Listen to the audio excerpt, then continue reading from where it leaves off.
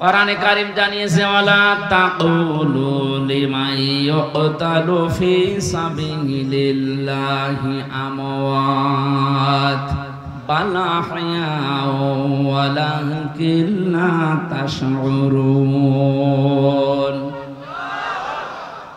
আপনার যদি কোরআন আয়াত না থাকে আমি আয়াত পারা পৃষ্ঠা লাইন রুকু তাফসীরের নাম সব বলে দিচ্ছি, বাড়িতে এসে এগুলো আবার পড়েন। কি পড়ে আলেম হয়েছেন আমি জানি না। সূরা বাকারা 2 নাম্বার পারা 2 নাম্বার পৃষ্ঠা 12 নাম্বার লাইনের 154 নাম্বার আয়াত। ফি জিলালিল কোরআন সাজ্জিদ কুতুব দিয়েছেন বর্ণনা, বানিয়ে বলছি না, দেখে এসেছি। আল্লাহ পাক বলেন তোদের মুখের উপরে আমি নোটিশ জারি করলাম, কথা বলবি না। একজন দুইজন না, ওয়ালা তাকুলু, কেউ এ কথা বলবি না। লিমান ইয়াকতালু ফি সাবিলিল্লাহি আমওয়াত, আমি আল্লাহর জন্য যারা জীবনটাও দিয়ে দিল তারা মারা গেছে, এ কথা কখনো বলবি না। কে বলছেন? বাংলার মানুষেরা, মানুষ যেহেতু কথা বলে মুখ দিয়ে, এজন্য আল্লাহ মুখের উপরে নিষেধাজ্ঞা দিয়েছেন, মুখ দিয়ে কথা কখনো বলবি না। বাল আহয়াউন, বরং তারা জীবিত। ওয়ালাকিন লা তাশউরুন, কিন্তু তোমরা টের পাও না। তাই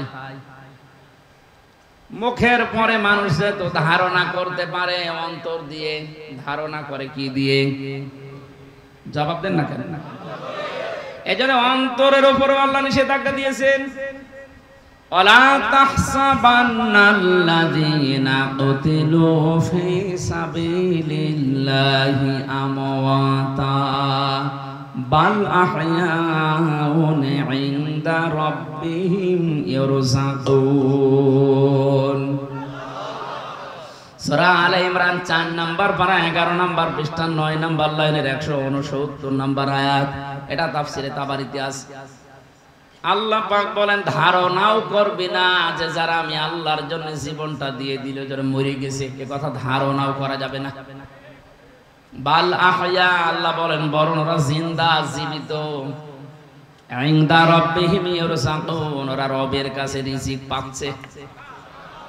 ভাবনাবাসী আমরা জানি মানুষ জেগে থাকলে খায়, ঘুমিয়ে থাকলে খাওয়া লাগে। ওরা যেহেতু জীবিত, জিন্দা। গতকালকে ফেনীতে পানি থেকে রক্ষা করার জন্য ইসলামী ছাত্র শিবিরের 3টা ভাই মানুষকে বাঁচাতে গিয়ে 3 জনই ডুবে শহীদ হয়ে গেছে। আপনি কি শহীদ বলতে রাজি না? বলে না, ওনারা গেল কেন? আরে শয়তান গেল কেন? মানবতা বিপন্ন, মানুষ ভেসে চলে যাচ্ছে, ওরা জীবনটা বাজি রেখে বাঁচাতে গিয়ে মারা গেছে। আর আপনি তো এসি রুমের ভেতরে বসে ফতোয়াবাজি করছেন। এজন্য শাহাদাতের ব্যাপারে যে কথাগুলো আমি মুখ দিয়ে, অন্তর দিয়ে ধারণার বিষয়ে কোরআন থেকে শুনলাম, এই বিষয়টা সতর্কের তার সহিত সামনে যেন আমরা খুব ভেবে চিন্তে বিষয়ে কথা বলি। শাহাদাতের ব্যাপারে বিশেষ করে কোন মানুষকে শাহাদাত বরণ করার ব্যাপারে ঠাট্টা বিদ্রুপের ছলে কোনো কথা বলবেন না, ধারণাও করবেন না, তাহলে পেছনের আমল আখলাক আল্লাহ নিজে সব নষ্ট করে দেবেন। বলেন নাউজুবিল্লাহ। কোরআনে কারীম যেভাবে মানুষের সামনে উপস্থাপন করতে হয় এটা আল্লাহ আমাদেরকে শিখিয়েছেন। আমরা আল্লাহর ওই ধরনটা সামনে নিয়ে এসে কোরআনে প্রবেশ করছি। আল্লাহ পাক বলেন কিতাবুন উনজিলা ইলাইকা ফালা ইয়াকুম ফি সাদরিকা হারাজুম মিনহু লিতুনযিরা বিহি ওয়া যিকরা লিল মুমিনিন। আল্লাহু আকবার। এই কথা বলা যাবে না ভাই।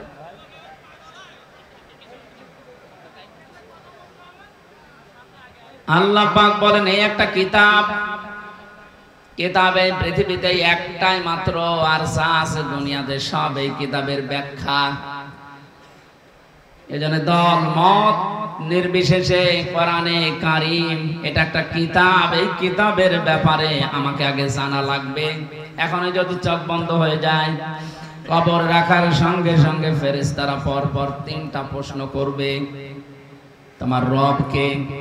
তোমার জীবন ব্যবস্থা কি, দিন কি। আর দুনিয়াতে মুহাম্মদ রাসূলুল্লাহকে আল্লাহ পাঠিয়েছিলেন, ওনাকে কবরে দেখাবেন, হাদা নাবিয়্যুনা মুহাম্মাদুর রাসূলুল্লাহ, এই কথা বলা লাগবে। তিনটি প্রশ্নের সঠিক জবাব যদি কেউ দিতে পারে, আমি হাদিসে পড়েছি বিশ্বনবী জানিয়েছেন সঙ্গে সঙ্গে ফেরেশতারা কিন্তু জিজ্ঞাসা করবে এটা পেলে কোথায়। এই যে বললে রব আমার আল্লাহ, দিন আমার ইসলাম, এটা মুহাম্মাদুর রাসূলুল্লাহ, এগুলো কোথায় পেয়েছো তুমি? আপনি যদি বলেন আমি কোরআনে পেয়েছি, ফেরেশতারা বলবে মারহাবা, জান্নাতের বিছানা বিছিয়ে দেন। আর যদি বলেন না কোরআনে পাইনি, আমি লালনের জীবনী পেয়েছি, দাঁত মুখ যা ছিল সব খুলে ফেলবে। পৃথিবীর কোন কিতাব ফেরেশতারা চেনে না, শুধুমাত্র এই কোরআন শরীফ চেনে। জানি আজকে যখন আপনি স্বাধীনতার শোক অনুধাবন করছেন, পাচ্ছেন যে স্বাধীনতার আনন্দ কি, এই আনন্দকে আরো বহুগুণ বৃদ্ধি করার জন্য কোরআনের সাথে সম্পর্ক তৈরি করা দরকার। এর পরবর্তী আয়াতে আল্লাহ এই শব্দটাই দিয়েছেন, ইত্তাবিউ মা উনজিলা ইলাইকুম মির রাব্বিকুম ওয়া লা তাত্তাবিউ মিন দুনিহি আউলিয়া কলিলাম মা তাযাক্কারুন। আল্লাহ বলেন সবাই মিলে অনুসরণ করো, ইত্তেবা করো। এই জন্য ডাক্তার শফিকুর রহমানের ডাকে সাড়া দিয়ে আজ বাংলাদেশের দিকে তাকান। এই 5 তারিখের পর থেকে আজকের এই 24 তারিখ, এই কয়েক দিনের ভেতরে দেশের ইসলাম এই শব্দটা যারা বিশ্বাস করে, আমি দেখতে পাচ্ছি সব এখন এক হয়ে গেছে। এটা যে কত বড় আনন্দের খবর। এদেশে যারা শুধু টুপি মাথায় দেয়, আন্তর্জাতিক যে ষড়যন্ত্রগুলো, চাপগুলো আছে, ওটা তো মোকাবেলা করা যাবে ইনশাআল্লাহ ইমানের দ্বারা। কিন্তু যেটা দেখতে পেলাম এই কয়েকদিনে, এটা যদি অব্যাহত থাকে আর শুধু টুপিওয়ালা মানুষগুলো যদি এক হয়ে যায়, আগামীর বাংলাদেশ আল্লাহ কোরআনের হাতে তুলে দেবে। 5 তারিখের আগ পর্যন্ত এই দেশে কোরআন দিয়ে, ইসলাম দিয়ে দেশ চলুক, এরকম জনসংখ্যা মাত্র ছিল 100 জনের 20 জন। 16 থেকে 20 জন, এই পার্সেন্টেজ আমরা জরিপে পেয়েছিলাম। তো 5 থেকে গত 2 দিন আগের একটা জরিপ পেয়েছি 22 তারিখের, এমাত্র 16 থেকে 17 দিনে এই দেশে এখন 35 জন, 100 জনের 35 জন মানুষ চায় যে কোরআন দিয়ে দেশ চলুক। ধারাটা অব্যাহত থাকতে দেন। ষড়যন্ত্রকারী যারা আছে, জালেমের দোসররা, এরা থেমে যাবে, এরা পারবে না। এভাবে যদি আর কিছুদিন চলে, দেখবেন 100 জনের 51 জন এই দেশে ইসলাম চলবে, এ কথা বলতে বাধ্য হবে। দেশে বাইরে সব মিলিয়ে অনেকে নারীদেরকে আজ জুজুর ভয় দেখাচ্ছে ইসলাম সম্পর্কে, বিশেষ করে জামাতে ইসলামী বাংলাদেশ সম্পর্কে, যে এরা যদি যায় তোমাদেরকে একেবারে ঘরের ভেতরে বন্দী করে রাখবে ফাতেমার মতো। কে বলেছে আপনাকে? এটা ডাহা মিথ্যা কথা। মুহাম্মদুর রাসূলুল্লাহর আদর্শ অনুসরণ করে যারা এই দেশে দিন কায়েমের শপথ নিচ্ছে, আল্লাহর কসম এখন অনেক নাস্তিক পর্যন্ত বলতে বাধ্য হচ্ছে, যদি এদের হাতে দেশটা 5 বছর দেওয়া যায়, নারীরা থাকবে জান্নাতে। আলেমদের এই ঐক্যবদ্ধ দৃশ্য দেখে আমার অনেক ভালো লাগছে। আমি একটা আশা পাচ্ছি সামনে, অন্য কারো লাগবে না, শুধু টুপিওয়ালারা এক হয়ে গেলে এদেশে ইসলাম কায়েম হবে। বিশ্বনন্দিত মুফাসসির কোরআনে কারিমের পাখি বলা হয় যাকে, শহীদ আল্লামা দেলাওয়ার হোসেন সাঈদীর সারা জীবনের স্বপ্ন ছিল, আল্লাহ তুমি কোরআন দিয়ে চললে কেমন দেখা যায়, এ দেশটা একটু দেখাও। দেখতে পারেন নাই, বিদায় নিয়েছে জালেমদের অত্যাচারে। এখনো আমি প্রতিদিন জেলখানায় বসে দোয়া করতাম, আল্লাহ বাবা চালিয়েছিল দেশটা, অনেকেই দেখেছে কেমন চলেছে। অনেকের স্বামী চালিয়েছিল, চাচাও চালিয়েছে জোর করে 9 বছর, বুবু চালিয়েছিল, ভাবি চালিয়েছে। এখন শুধু দেখতে বাকি আছে যে কোরআন দিয়ে দেশ চললে কেমন দেখা যায়। এটা দেখেছেন কোনদিন? দেখেন এখন যেহেতু মুসাফির অবস্থায় আছি, আর মুসাফিরের দোয়া আল্লাহর দরবারে তাড়াতাড়ি কবুল হয়, এই মাজলুম মানুষদেরকে নিয়ে মন থেকে দোয়া করছি, আল্লাহ এটা তুমি দেখে মরার তৌফিক দাও যে দেশে কালেমার পতাকা উড়ছে। ইত্তাবিউ শব্দটা বহু বচন দিয়েছেন আল্লাহ এই কারণে, সবাই মিলে যদি আমরা সত্যি অনুসরণ করি। কোরআনে কারিমে বিভিন্ন ঘটনাগুলো আল্লাহ সাজিয়েছেন, এটা খেলা করার জন্য না। হযরতে ইব্রাহিম যাকে জাতির পিতা আল্লাহ ঘোষণা দিয়েছেন, অনেকেই জাতির পিতা জোর করে ঘোষণা দিয়ে মানতে বাধ্য করাচ্ছিল, এমন ভাবে আল্লাহ মিটিয়েছে। বাকিটা নাই বলি, জোর করার বিষয় না। কোরআনের বাইরে কোনো কাজ জোর করে করলেও আপনারও পরিণতি ওই হবে। আপনি যাকে ঘোষণা দিচ্ছিলেন যে উনিও, আল্লাহ যাকে ঘোষণা দিয়েছে ১৫০০ বছর আগে কোরআনে, ওইটা আপনি পাল্টিয়ে ফেলেছিলেন। এখন বিভিন্ন রোড, ঘাট, ব্রিজ, কালভার্ট, সেতুর সামনে যেখানে লেখা ছিল যে অমকের নাম, সেখানে এখন আমাদের আসল জাতির পিতা যেটা আল্লাহর ঘোষণা দেওয়ার নাম দেখা যাচ্ছে। উনি ওনার সন্তানকে নিয়ে যেদিন জবাই করবেন, কোরআনে কারীম জানিয়েছে ফালাম্মা আসলামা ওয়া তাল্লাহু লিল জাবিন। সভাপতি আজকের আলেম মানুষ, আসলামা দিয়ে বচন দিয়েছেন আল্লাহ। প্রতিটি শব্দ কোরআনে কারিমে গবেষণার দাবি রাখে। আল্লাহ আসলামা দিয়ে বচন দিলেন কেন?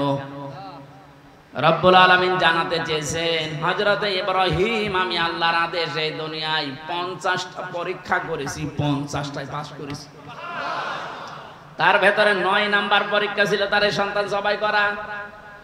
ওনারে আদেশ দেওয়ার পরে উনি যেহেতু পাস করে পরীক্ষা নিলে, যদি বলতো আমি জবাই করব, সন্তান ইসমাইল যদি বলতেন না আমার জীবন আমি দেব না, জবাই করা সম্ভব হতো? আল্লাহর বিধানটা পালন করা সম্ভব হতো? বলে। এদিকে ইসমাইল নবী জলদি বলতেন আল্লাহ তুমি আদেশ দিয়েছো, আমি রাজি আছি, বাবা আপনি আরম্ভ করেন। হযরতে ইব্রাহিম নবী যদি বলতেন না, 83 বছর থেকে 90 বছর পর্যন্ত অপেক্ষা করে একটা সন্তান পেলাম, আমি জবাই করব না, তাহলে আল্লাহর বিধান পালন হতো? আল্লাহ আসলামা দিয়েছেন এই কারণে যে দুইজনেই যখন এগ্রি হয়ে গেছে, রাজি হয়ে গেছে আল্লাহর বিধান মানতে, তখন আমার আল্লাহর বিধানটা কায়েম করা সম্ভব হয়েছে। এই 56,000 বর্গ মাইলের এই দেশে কারো লাগবে না, শুধু যারা টুপি মাথায় দেয় আমরা, এই মানুষগুলো যখন ঐক্যবদ্ধ হওয়া আরম্ভ হয়ে গেছে, এটা এই দৃশ্যটা আর কিছুদিন চলতে দেন। আমি তো দেখতে পাচ্ছি ইব্রাহিম ইসমাইল যেভাবে আল্লাহর বিধান কায়েম করতে পেরেছিলেন, আমরাও চর্ম চোখে দেখতে পাবো। এই জন্য কোরআনের কাছে আসেন। কোরআনের কাছে আসলে আপনার অনেক অজ্ঞতা দূর হবে, কুসংস্কার, বেদাত এগুলো বিদায় নেবে। আল্লাহ বলেন একটা কিতাব কেন দিয়েছি জানেন হে নবী? এটা দিয়ে মানুষকে সতর্ক করবেন, কিন্তু সতর্ক করার সময় আপনি কোনো ভয় পাবেন না।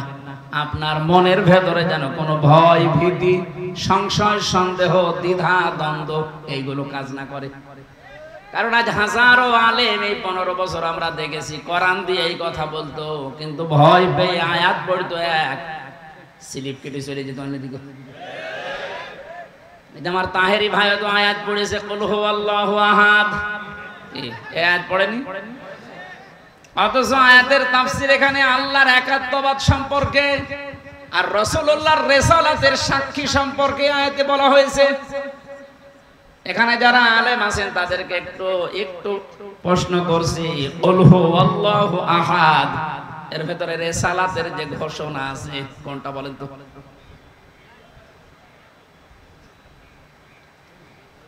এই যে কুল মানে হে নবী আপনি বলেন।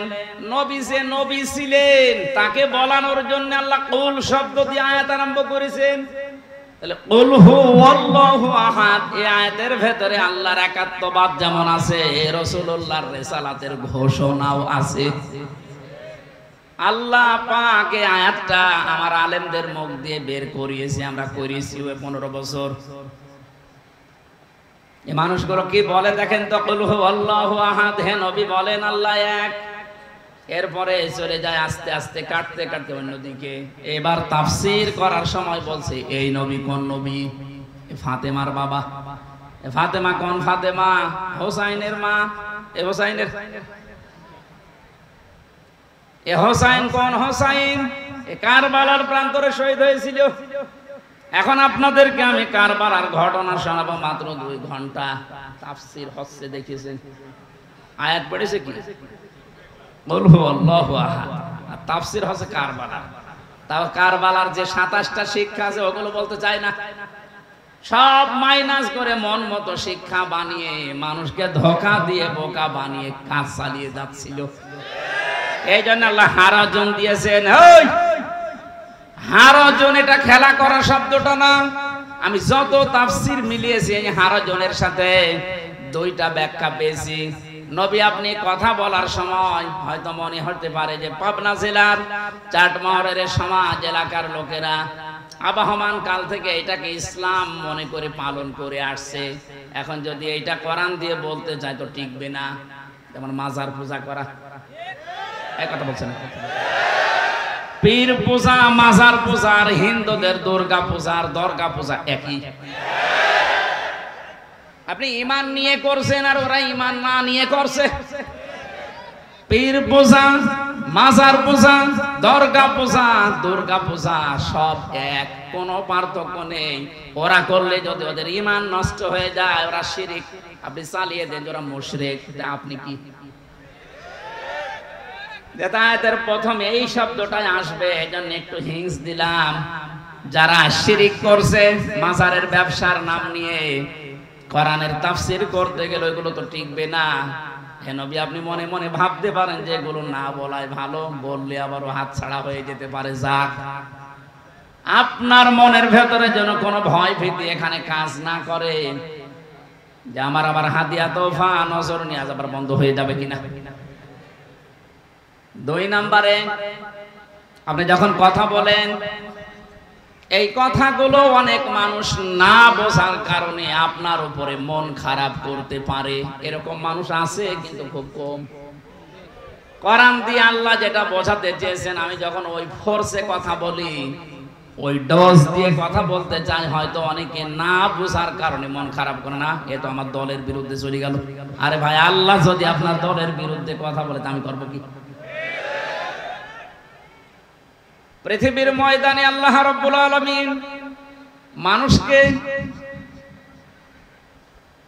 দুঃখ, দুর্দশা, অপমান দুনিয়া এবং আখিরাত পর্যন্ত দেবেন বলে যে আয়াতে ঘোষণা দিয়ে, খুব খেয়াল করে শুনবেন আলেম যারা আছে।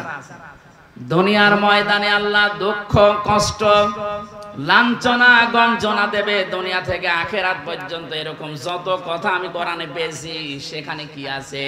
আফাতুমিনুনা বিবাদিল কিতাবি ওয়া তাকফুরুনা বিবাদ ফামা জাযাউ মান ইয়াফআলু যালিকা মিনকুম ইল্লা খিজিয়ুন ফিল হায়াতিদ দুনিয়া ওয়া ইয়াউমাল কিয়ামাতি ইউরাদ্দুনা ইলা আশাদ্দিল আযাব আমাল্লাহু বিগাফিলিন আম্মা তা'মালুন। আয়াত কোনদিন শোনেননি কোরআনে? সূরা বাকারার 1 নাম্বার পারার 12 নাম্বার পৃষ্ঠায় আয়াতটি আছে। আমি খেয়াল করার জন্য বলছি, কারণ এভাবে আলোচনা আমি এর আগে করি নাই। তাই বলেন সাচ্চা কাফের, সত্য কাফের, সঠিক কাফের, নির্ভেজাল কাফেরও আছে। এই যে হারাজনের ব্যাখ্যা এই পর্যন্ত আনলাম কেন জানেন? আজ এই দেশে হাজারো মানুষ এটা মনে করে এই যে ইন্নাল্লাযীনা ইয়াকফুরুনা বিল্লাহি ওয়া রাসূলিহি ওয়া ইউরিদুনা ইউফাররিকু বাইনাল্লাহি ওয়া রাসূলিহি ওয়া ইয়াকুলুনা নু'মিনু বিবা'দি ওয়া নাকফুরু বিবা'দ ওয়া ইউরিদুনা ইয়াত্তাখিযু বাইনা যালিকা সাবিলা উলাইকা হুমুল কাফিরুনা হাক্কান। আমি কিন্তু আবার প্রশ্ন করবো দুইটা আয়াত শেষ হওয়ার পরে, কারণ যেটা বোঝাতে চাই ওটা ক্লিয়ার না হলে আমি সামনে যাব না। এটা সূরা নিসা 6 নাম্বার পারা 3 নাম্বার প্রথম নাম্বার পৃষ্ঠার 3 নাম্বার লাইনের 150 নাম্বার আয়াত। এটা আল্লাহ ধর্ম নিরপেক্ষ মতবাদ যারা বিশ্বাস করেন তাদের বিরুদ্ধে দিয়েছেন। ইন্নাল্লাযীনা নিশ্চয় যারা ইয়াকফুরুনা কুফরি করে, গোপন করে, চেপে রাখে, অবিশ্বাস করে, মানতে চায় না, বিল্লাহি ওয়া রাসূলিহি আল্লাহ এবং তার রাসূলদেরকে, ওয়ায়ুরিদুনা তারা চায় আইয়ুফাররিকু বাইনাল্লাহি ওয়া রাসূলিহি ওয়া ইয়াকুলুনা নু'মিনু বিবা'দিন ওয়া নাকফুরু বিবা'দ। ওরা চায় আল্লাহ রাসূলের মাঝখান থেকে আরেকটা রাস্তা বের করে, আরেকটা পথ তৈরি করে, কিছু বিশ্বাস করবে কিছু বিশ্বাস করবে না, এরকম একটা আলাদা ধর্ম বানাতে, যাকে আমরা বাংলাতে ধর্ম নিরপেক্ষ মতবাদ বলে জানি। আল্লাহ এতটুকু শেষ করেননি, ওয়াইরিদুনা তারা চায় আইয়াত্তাখিযু গ্রহণ করতে, বাইনা যালিকা সাবিলা ধর্মও না একেবারে ধর্মহীনও না, মাঝামাঝি আর একটা, যেমন আমাদের ইনু চাইতো, ইনু নুনু রাশেদ খান মেনন এরা যেমন চাইতো, আল্লাহ মনে হচ্ছে ওদের নাম ধরে ধরে আয়াতটা নাযিল করেছে, যদিও ইনু নুনু এ নাম নেই, কিন্তু এই বাইনা যালিকা সাবিলা এটা দিয়ে ওদের দিকে আল্লাহ ইঙ্গিত দিয়েছেন।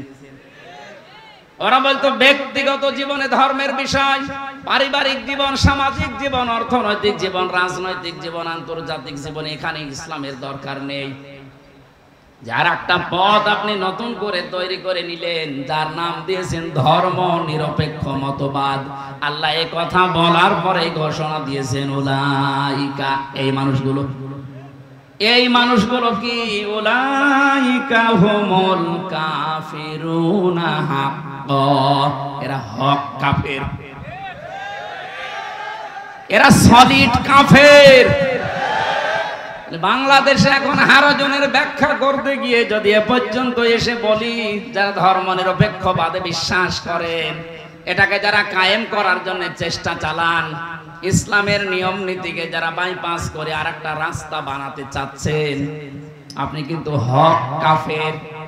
এর পরবর্তী শব্দ আরো কঠিন, ওয়া আ'তাদনা লিল কাফিরিনা আযাবাম মুহিনা। এই কাফেরদের জন্য আমি আল্লাহ ভয়ঙ্কর, যন্ত্রণাদায়ক, অপমানজনক শাস্তি রেডি করে রাখছি। তার বাস্তব প্রমাণ এই সাবেক অবৈধ বিচারপতি মানিক কি অবস্থা দেখেছেন। এই ধর্ম নিরপেক্ষ মতবাদের ধ্বজাধারী লোকটার কলার পাতায় শুয়ে আছে। শয়তানরা এখনো পর্যন্ত হাত পা ভেঙে না দিয়ে ওইভাবে রেখে দিয়েছে। কোন কারণে? ওরে আগে বানানোর মতো বানানো লাগবে, কারণ এদেশে ইসলামের সবচাইতে বেশি ক্ষতি করার পেছনে যাদের ভূমিকা ছিল ইসলামপন্থীদের, তার ভেতরে এই লোকটা। আরো কয়েকজন মুরগি চোর আছে, কথা বলছে না কেন? এই যে হারাজনের ব্যাখ্যা করতে গেলে ওই দিকে যাদের টান আছে ওদের মন খারাপ হবে। হ্যাঁ, এ হুজুর তো জামাত ইসলামের হুজুর, এ হুজুর সরমনার হুজুর, না আমার বিরুদ্ধে চলে যাচ্ছে। আল্লাহ এই কথা জানিয়েছেন, হে নবী, ওরা না বুঝে মন খারাপ করতে পারে, আপনি ওই দিকে তাকাবেন না। এখন আল্লাহর এই বর্ণনা করা আয়াত অনুযায়ী কি কথা বলবো না চেপে যাব? আল্লাহ রাব্বুল আলামিন হারাজনের পরে দিয়েছেন হারাজম মিনহু লিতুনযিরা বিহি ওয়া যিকরা লিল মুমিনিন। হে নবী, আপনি উপস্থাপন করেন আমার কোরআন, এটা জিকির, এটা উপদেশ সবার জন্য না, মুমিনদের জন্য। আমরা মুমিন না কাফের? হ্যাঁ বলুন। মুমিনদেরকে আল্লাহ এবারে পরবর্তী আয়াতে নির্দেশ দিচ্ছেন, ইত্তাবিউ, সবাই মিলে অনুসরণ করো। সুতরাং আজ জামাত ইসলাম চরমনায় আটরশে যত দল ইসলামের নাম নিয়ে চলছে প্রায় 75টার উপরে, জেনারেল দলগুলো 55টার উপরে, আর শুধু ইসলামের নাম নিয়ে দেশে ৭৫টার উপরে দল চলছে। এই কয়েকদিনের ভেতরে যে পরিবর্তন শুরু হয়ে গেছে, সবাইকে আমি এই মাহফিলে আহ্বান জানাচ্ছি, আপনারা এক হয়ে যান কোরআনের এই আয়াতটার দিকে তাকিয়ে। ইত্তাবিউ, আল্লাহ বলেন সবাই মিলে অনুসরণ করো। কি অনুসরণ করবেন? মা উনজিলা ইলাইকুম মির রাব্বিকুম, তোমাদের রব তোমাদেরকে যেটা দিয়েছে। আর এক বাক্যে আমরা ওটা মুখ খুলে বলতে পারি, তার নাম কোরআন। তার নাম কি? সবাই মিলে এইটা অনুসরণের কাছে আসেন। ওয়ালা তাত্তাবিউ, অনুসরণ করা যাবে না মিন দুনিহি আউলিয়া, কোন ওলি আল্লাহর। প্রশ্ন আসতে পারে তাহলে আল্লাহ ওলিদের বিরুদ্ধে না। তাফসিরে মুফাসসির লিখেছেন আল্লাহ পাক বেশ ভালো করে জানেন পৃথিবীতে এমন সময় আসবে আমার অনেক বান্দা আমি আল্লাহর চাইতে ওদের আব্বাকেই বড় মনে করবে। যেমন 15 বছর করা হয়েছিল, আল্লাহর জিকির যতটুকু না হয়েছে তার চাইতে বেশি জিকির করা হয়েছে মানুষের। এক কথা বলছে না কেন? আমার তো মনে মনে ধারণা হতো আল্লাহ যেভাবে জিকির চলছে, রিমান্ডে গিয়ে আমি মাটির নিচে যেখানে ছিলাম ওখানেও দেখছি মাথার উপরে বাবা। কি গো, এই জায়গায়ও বাবা। ওখানে যদি আল্লাহু আকবার লিখে রাখতো তাও তো একটু জিকিরের শব্দ মনে হতো, যে বিপদে আসি অন্তত দোয়া ইউনুস পড়ে। ইউনুস তো পড়া যাবে না, ইউনুস তো ঝামেলায় আছে। একবার আপনি আল্লাহু আকবারটা লিখে রাখেন, অথবা লা ইলাহা ইল্লাল্লাহু মুহাম্মাদুর রাসূলুল্লাহ লিখে রাখেন, তা আল্লাহর কথা রাসূলের কথা স্মরণ হবে। কথা বলেন না কেন? এমন জিনিস আছে ও দেখলে মনে হচ্ছে কেমন ছিল বাবা। সে একজন একটা গান বেঁধেছিল, বাবা তোমার দরবারে সব, দৃশ্যগুলো তাই মনে হচ্ছে। আমাকে ধরা থেকে শুরু করে একেবারে বিচার ব্যবস্থা পর্যন্ত যারা রায় দিচ্ছে, আমার মনে সব একটা খেলা ছোড়া কি শুরু করেছে, সব পাগল হয়ে গেছে। মাথায় দড়ি দিয়ে, হাতে হ্যান্ডকাপ দিয়ে, পায়ে সে শিকল, ওই যে ডান্ডা বেড়ি টেনে টেনে নিয়ে যাচ্ছে। ওরা তো হাসতেছে যে ভালোই হবে, কিন্তু আমার তো ফেটে যাচ্ছে।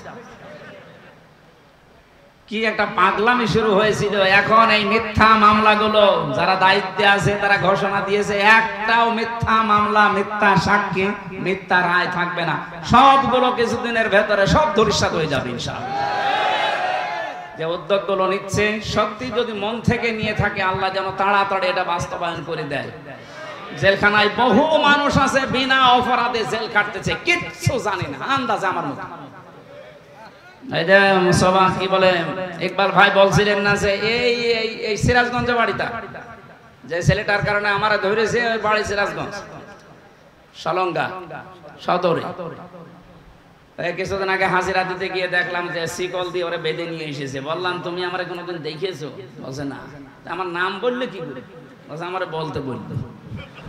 কি একটা বলে, ওই সিরাজগঞ্জ থেকে বাসের মাথায় উঠে গেছে ঢাকায়, তাও কাশি নিয়ে, ধান কাটে কাশি, ওই কাশি নিয়ে। যে সংসদের পাশ দিয়ে ঘুরছিল, পুলিশে ধরে বলছে ওই কি করবি? বলে সংসদ ভেঙে ফেলবো। কি দিয়ে? কাশি। সংসদ ভাঙবা কাশি দিয়ে? কোথায় পেলে এটা? বলছে আমির হামজা হুজুরের ওয়াজ শুনে আমি উদ্বুদ্ধ হয়েছি। চল তুইও চল ওই হুজুরের। এই যখন আমার তোলে কোর্টে বিচারপতি যারা, জজ যারা, তারাও হাসে যে একটা কথা হইল, কি শয়তানও বিশ্বাস করবে? এই জন্য এটা খারিজ হয়ে যাচ্ছে, নষ্ট হয়ে যাচ্ছে। জানে যে এগুলো ওরা ওই 2 নাম্বারই করে দিয়েছে। পাবনাবাসী আমরা অনুসরণ করতে চাই সবাই মিলে আল্লাহর ওই কোরআনকে, যেটা আল্লাহ আমাদের প্রতি নাজিল করেছেন। আল্লাহ যেহেতু ভালোভাবে জানে যে তার চাইতে অনেকে আব্বাকে, বীরকে, বাবাকে বড় মনে করে ফেলবে, এই জন্য আল্লাহ ওয়ালা তাত্তাবিউ মিন দুনিহি আউলিয়া দিয়েছেন। কোন ওলির অনুসরণ দরকার নেই। অনুসরণ যদি করতে চান কিসের করবেন বলেন? কিন্তু শেষের শব্দে আল্লাহ একটু আফসোস করলেন, কলিলাম মা তাযাক্কারুন। আমার এই বক্তব্য শোনার পরে অধিকাংশ বান্দা বান্দিরা মুখ ফিরিয়ে চলে যাবে, কিছু মানুষ মানবে। আমরা কেউ কিছু মানুষের ভেতরে থাকতে চাই না, নাকি মুখ ফিরিয়ে চলে যাওয়ার দলে থাকবেন? আল্লাহ আমাদেরকে সম্মতি দান করো, বলেন আমিন। আজকে তেলাওয়াত করেছি সূরা মুমতাহিনা, এর শাব্দিক অর্থ হচ্ছে পরীক্ষিতা নারী। একজন পরীক্ষিতা নারীর 9টা গুণ থাকা লাগবে।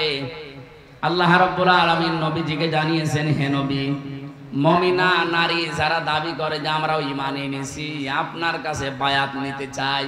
এই যে বায়াত, এই শব্দটা কিন্তু একটা গুরুত্বপূর্ণ। কোন মানুষ যদি জীবনে বায়াত না নেয়, কার কাছে নেবেন? আল্লাহর কাছে। কার কাছে? এখন আল্লাহকে পাবেন কোথায়? কোরআনে। কোথায়? আপনি যদি এটা না পারেন তাহলে রাসূলের কাছে বায়াত নেবেন, রাসূলুল্লাহ নেই। 3 নম্বরে কোরআনে কারীমের সূরা নিসা 5 নম্বর পারা 6 নম্বর পৃষ্ঠা 9 নম্বর লাইনের 59 নম্বর আয়াতের মাঝের দিকে আছে, ওউলিল আমরি মিনকুম, তোমাদের ভেতরে যারা নেতৃত্ব দেয় এই উলিল আমর তাদের আনুগত্য করো। কে বলছেন? কিন্তু শব্দটা বলার আগে আল্লাহ যে ফেল, যেটা আতিউ ভার্ব, এটা নিজের নামে রাসূলের নামে দিয়ে দিয়েছেন, কিন্তু উলিল আমরের আগে দেননি। আল্লাহ এটা স্পষ্ট ভাবে জানাতে চেয়েছেন আল্লাহ রাসূলের আনুগত্য করা লাগবে, তাদের কাছে বায়াত নিয়ে মেনে নেওয়া লাগবে, কোনো প্রশ্ন করা যাবে না। কিন্তু এর বাইরে যাদের কাছে আপনি বায়াত নেবেন, উলিল আমর বলে নেতৃত্ব যারা দেয়, অবশ্যই দেখা লাগবে লোকটা আল্লাহ রাসূলকে মেনে চলে কিনা। এই সময়টা কিন্তু এখন চলছে। আপনি বায়াত না নিয়ে যদি ওইভাবে মারা যান, আপনি কিন্তু জাহিলিয়াতের মৃত্যু হবে। মনের ভেতরে যদি এই কামনা বাসনা শখ আকাঙ্ক্ষা না আসে যে আল্লাহ আমি শহীদ হব, তাহলে আপনি মুনাফিক হয়ে মরবেন। আর যদি এই আশা থাকে, আপনি যদি জ্বরে পড়েও মারা যান বিছানায়, তাও শাহাদাতের মর্যাদা পাবেন। এজন্য কোরআনের পাখির সারা জীবনের দোয়া ছিল আল্লাহুম্মা ইন্নী আসআলুকা শাহাদাতান ফি সাবিলিক, হে আল্লাহ তুমি আমাকে শাহাদাতের মরণ দিও। জালেমরা সাধারণ ভাবে মারতে চেয়েছিল, শেষ পর্যন্ত শাহাদাতের মরণ নসিব করেছে, কারণ তাকে মেরে ফেলা হয়েছে। অন্যায় ভাবে কাউকে মেরে ফেললে তাকে শাহাদাতের মর্যাদা দেয় কে? বলেন। ওনার দোয়া কবুল হয়েছে। আমারও সারা জীবনের এখন দোয়া, আল্লাহ সাধারণ ভাবে মরণ দিও না, মরণ যদি আমারে দাও শাহাদাতের মরণ দিয়ে আমারে ধন্য করো। কারণ এই মরণে কোনো কষ্ট নেই, পিপিলিকা কাটলে যেমন ওই রকম কষ্ট দিয়ে আল্লাহ দুনিয়া থেকে বিদায় করে দেবে। এরকম মরণ দরকার। তাছাড়া ধুকে ধুকে এই যে দরবেশ বাবার মতো এরকম মরার কোনো, তো মারা যাবে। যে অবস্থায় আছে এখন শুধু শুধু কাঁদতেছে, কেউ কেউ শুধু হাসতেছে। হাসি কান্না করতে করতে একদিন দেখবেন আপনি বেঈমান হয়ে বিদায় নিয়েছেন, কারণ আপনার জীবনে কোনোদিন শাহাদাত হোক এ কথা আপনি বলেননি। আমাদের জীবনের আসল টার্গেট এইটা, আল্লাহ আমাকে তুমি শাহাদাতের মরণ দিও। আমি যদি বিছানায় পড়ে এখন মারা যায়, আমাকে আল্লাহ শাহাদাতের মর্যাদা নসিব করে দেবে। ও পাবনাবাসী, আমাদের ঈমান যাদের আছে, নবীজির কাছে যারা আসতেন, এজন্য বায়াত নেওয়ার সময় বিশ্ব নবীকে আল্লাহ আয়াত দিয়ে জানিয়েছেন, হে নবী, নারী হোক আর পুরুষ হোক যারাই আসবে তাদেরকে 6টা শর্ত দেবেন, যে ঈমান আনতে হলে 6টা কাজ তোমাকে ছেড়ে দেওয়া লাগবে। ইযা জাকাল মুমিনাতু ইউবাইউনাকা আলা আল্লা ইউশরিকনা বিল্লাহি শাইআ। 1 নম্বরে আপনার কাছে যারা আসবে তাদেরকে বলেন যে জীবনে আর যাই করো কোনোদিন শিরিক করা যাবে না। এ ঘোষণা কার? ও পাবনাবাসী, আমি কোরআন সামনে নিয়ে মাথায় নিয়েও গ্যারান্টি দিতে পারি, ছোটখাটো গোনা যদি যাই হোক না কেন, শিরিক যদি না থাকে আপনি জান্নাত পাবেন।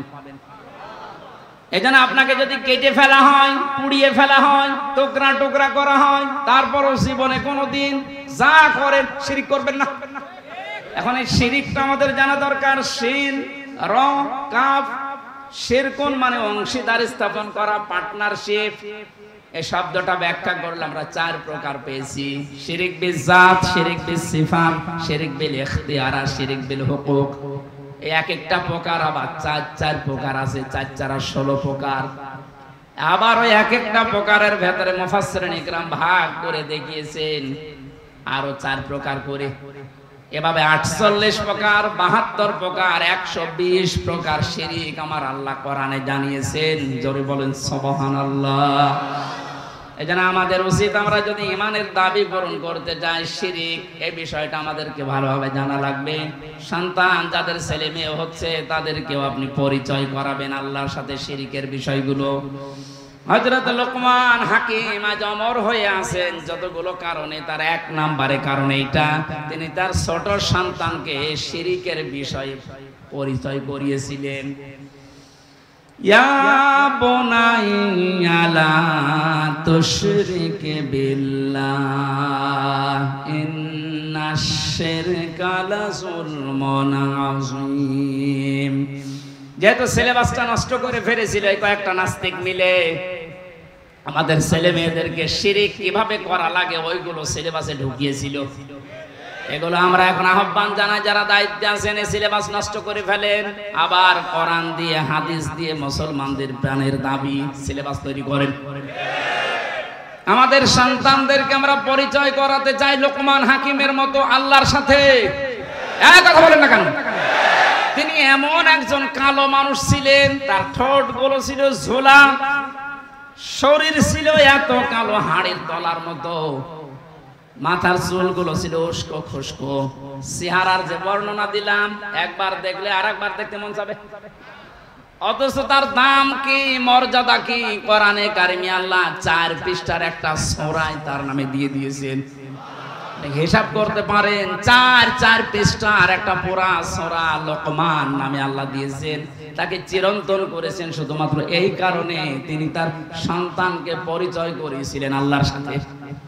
আজকে থেকে আমরাও লেখাপড়া যারা করাচ্ছেন বা করাবেন, আমাদের সবার ঈমানের দাবি, মনের কথা এই, সামনের সিলেবাস হবে আল্লাহর সাথে পরিচয় করা সিলেবাস। হ্যাঁ, রাজি আছেন না?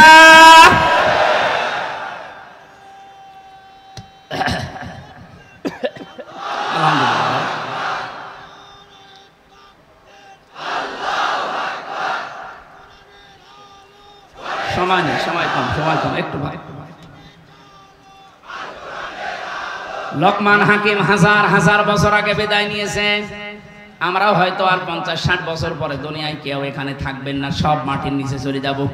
আমরা যেন লোকমানের মতো চিরন্তন অমর হয়ে থাকতে পারি আল্লাহর সাথে সন্তান সন্ততিদেরকে পরিচয় করার মাধ্যমে।